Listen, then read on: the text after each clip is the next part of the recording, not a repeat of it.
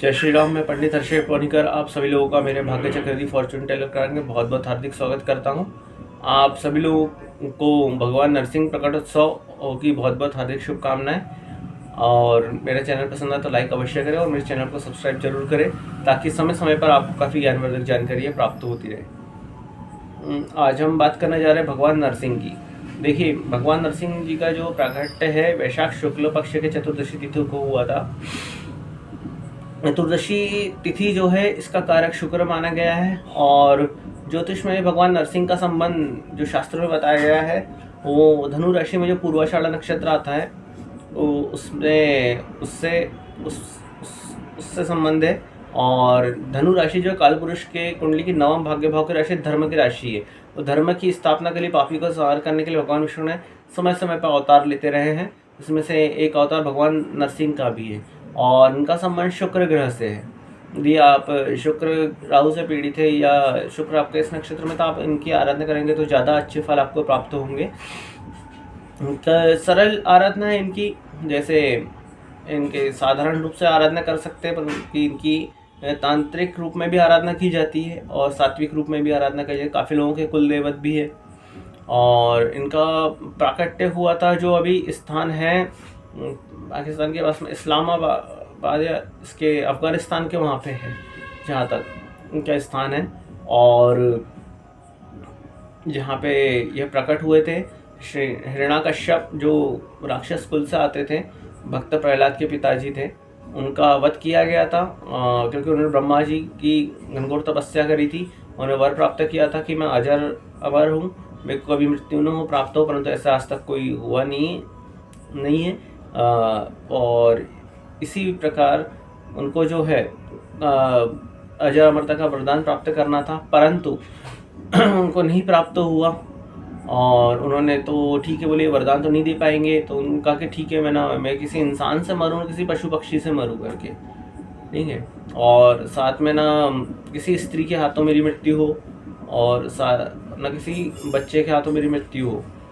और उसके अलावा एक और उन्होंने वरदान लिया था कि न रात में मरूं, न दिन में मरूं, न आकाश में मरूं, न धरती पे मरूं करके मरूं। तो श्री भगवान नरसिंह जी का सायंकाल में प्रकट हुआ था। उनके जो पुत्र थे हिरण्याकश्यप जी के, वो श्री नारायण की माता के गर्भ में होते हुए तब से श्री हरि की जप करते थे।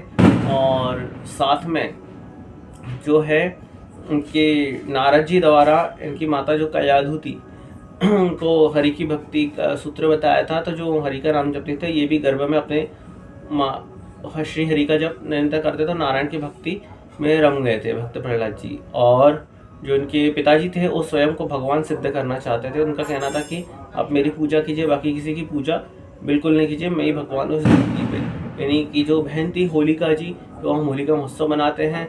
भक्त प्रहलाद की बुआ जी थी, फाल्गुन मास के पूर्णिमा तिथि को जो मनाते हैं तो इन्हीं की बुआ जी थी। और जो हिरण्याकश्यप जी का वध जो है सायंकाल में किया गया था नरसिंह भगवान द्वारा। उनसे युद्ध हुआ, हिरण्याकश्यप जी का गदा युद्ध हुआ था तो उसमें परास्त किया था श्री नरसिंह भगवान ने उनको। और चौखट पे सायंकाल में जो गोधूली बेला होती है, सूर्यास्त का समय होता है, मैं अपने जंघा पर रख करके उनका जो पेट है वो फाड़ा था अपने नखों से।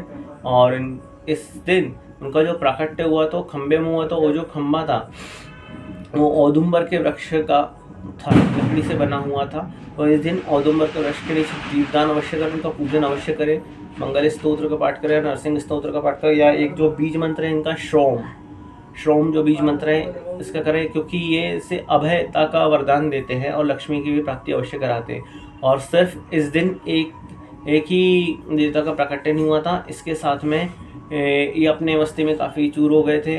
तो और इनके जो हिरण्याकश्यप है उसके पेट में विष था, तो उस विष के कारण इनके जो नख है उनकी जलन हो रही थी। तो उसको शांत करने के लिए लक्ष्मी जी द्वारा जो औदुंबर का वृक्ष के जो फल हैं उनके नखुन को लगाए गए थे ताकि इनको शीतलता प्राप्त हो। तो इनके द्वारा वरदान दिया गया था कि जो भी इस वृक्ष की पूजा करेगा, औदुंबर के वृक्ष की, उसके घर में अखंड लक्ष्मी रहेगी। तो और कल गुरुवार भी है, तो नीचे साक्षात दत्त भगवान का भी वास माना गया। दत्त महाराज के अवतार इतने सब इसके नीचे वास करते हो। गुरुवार भी है, इस दिन इसके नीचे घी के दीपक सायंकाल में दीपदान अवश्य करें। और मंगल स्तोत्र या कोई भी दत्तात्रेय भगवान के कोई भी स्तोत्र का पाठ अवश्य करिएगा। और सायंकाल में हो सके तो श्रोम बीज मंत्र जो है, या फिर इनका जो बीज मंत्र एक मंत्र है, गायत्री मंत्र है इनका, ओम वज्रनखाय विद्महे तीक्ष्णदृष्टाय धीमहि तन्नो नरसिंह प्रचोदयात्। इस मंत्र का आप जप अवश्य कर सकते हैं यथाशक्ति। आपको भय लगता है किसी भी प्रकार से कुछ भी, तो आप इस मंत्र का जप अवश्य कीजिएगा भय से लक्ष्मी की प्राप्ति के लिए। और इस दिन सिर्फ इन्हीं का प्राकट्य नहीं हुआ था, ये अपने जीत की खुशी में इतने मदमस्त हो गए थे कि पूरे ब्रह्मांड में विचरण करने लगे थे। तो काफ़ी ग्रहों को उलटफेर कर रहे थे, तो इनको शांत करने के लिए देवताओं के प्रार्थना करने पर भगवान शिव जी द्वारा शरभेश्वर अवतार लिया गया था। जो इस अवतार का संबंध जो है उत्तराषाढ़ नक्षत्र से है, क्योंकि इसके स्वामी सूर्य है। और इन दोनों के बीच में युद्ध हो इनको शांत करने के लिए, उसके साथ में इन दोनों की जब शांत नहीं हो रहे थे, तो तब माता पार्वती जी द्वारा जो है एक अवतार लिया गया था, जिसे प्रत्यंगिरा अवतार कहा गया था। ये सबसे बड़ी महाविद्या, दशमा विद्या से बाद इनका नंबर आता है। ये सभी जो मंत्र तंत्र है उलटफेर करने में सक्षम है। आधा अर्थात ये शेर के ऊपर इनके दो है, अर्थात ये भद्रकाली का अवतार माना गया है। इनका जो है भद्रकाली अवतार है। इनके हाथ में गदा और त्रिशूल है। तो इनकी आराधना में इनकी अधिकतर पूजा इनका काली जी के स्थान पे, काली जी की मूर्ति के सामने कर सकते हैं। और साथ में जो इनकी आराधना है दक्षिण प्रांत में ज़्यादा होती है। चुनाव में जीत के शत्रु के परास्त के लिए गलत तंत्र मंत्र जो है इनके नष्ट करने के लिए, प्रयोग को नष्ट करने के लिए, जैसे बगलामुखी जी की होती है, जैसे इनकी भी आराधना होती है, सक्षम है। इनके 3 रूप है, प्रत्यंगिरा, विपरीत प्रत्यंगिरा और महाविपरीत प्रत्यंगिरा। तो यह जो है जो भी तंत्र मंत्र है वापस करती है और अपने भक्तों का रक्षण करती है, साथ में अच्छे से पालन भी करती है। और यदि आपको लक्ष्मी प्राप्ति नहीं है तो लक्ष्मी प्राप्त कराती है। तो इनका जो संबंध है वो ज्योतिष में मकर राशि से आता है। और जो नक्षत्र है, जैसे नरसिंह भगवान का जो उग्र नक्षत्र है, जो पूर्वाषाढ़ उग्र नक्षत्र है, तो थोड़ा सौम्य नक्षत्र आता है, तो उससे होता है तीक्ष्ण है। तो इसलिए इनका संबंध धनिष्ठा नक्षत्र है, काफ़ी तीक्ष्ण नक्षत्र माना गया है। तो प्रत्यंगिरा जी माता जी का संबंध तीक्ष्ण इससे आता है, मंगल के इससे आता है, जो मकर राशि में आता है। तो इस दिन आप इनके स्तोत्र का भी पाठ अवश्य करिए, तो ज़्यादा उचित फल प्राप्त होंगे आपको। प्रत्यंगिरा जी के एक मंत्र है, परंतु हाँ, किसी का अहित करने के लिए बिल्कुल इनका उपयोग न करें, नहीं तो आप ही का उल्टे होने की संभावना बिल्कुल है। ठीक है, तो आप साधारण रूप से इनका पूजन करें, कोई भी लक्ष्मी स्तोत्र का पाठ करें या प्रत्यंगिरा स्तोत्र का पाठ अवश्य करिएगा।